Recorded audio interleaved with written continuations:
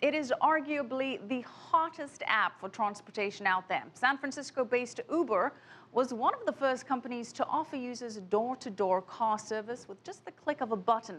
And Mark New has more on Uber's race to keep driving consumers and profits around the world. Uber's ultimate goal is to allow anyone to tap on their app and get a ride within 5 minutes.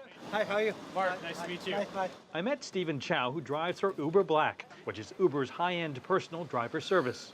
Chow lost his IT job several years ago and says at his age it was tough to find work. Every time when you sign on the Uber, that means you got a customer, then you got money.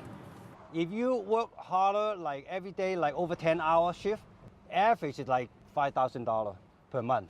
Chow is part of a rapidly growing network of Uber drivers that's now in more than 80 countries around the world. And in practically every market, there has been opposition from the taxi industry and also numerous cease and desist orders from cities like San Francisco, Los Angeles, and Boston. I'm not going to try to be the one to make the call on what regulation should be what. I'm going to be the guy who tries to deliver the business that the consumer wants. Uber is also now taking on the lower-priced ride-sharing market with the UberX label, which allows drivers to use their own personal cars. But earlier this year, an UberX driver tragically hit and killed a 6-year-old girl in San Francisco. Even though the driver was not transporting a passenger, the victim's family is suing Uber, claiming the driver was operating his vehicle while using the Uber app.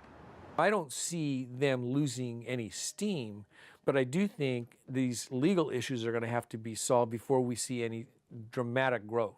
Head of Global Operations Graves declined to go into details as the case is still under investigation. But he emphasized that Uber is treating safety as a top priority as it continues its bold expansion of nearly one new market every week. What I'm most excited about is just the experience that we're able to deliver to a rider in so many different markets and so many different cultures. There's so many heartwarming stories about lives that have been changed by the folks who work with us as drivers. Chow admits taxi drivers aren't always happy with him being the competition, but he says it's an open market and that the best service wins over customers in the end. Mark New, CCTV, San Francisco.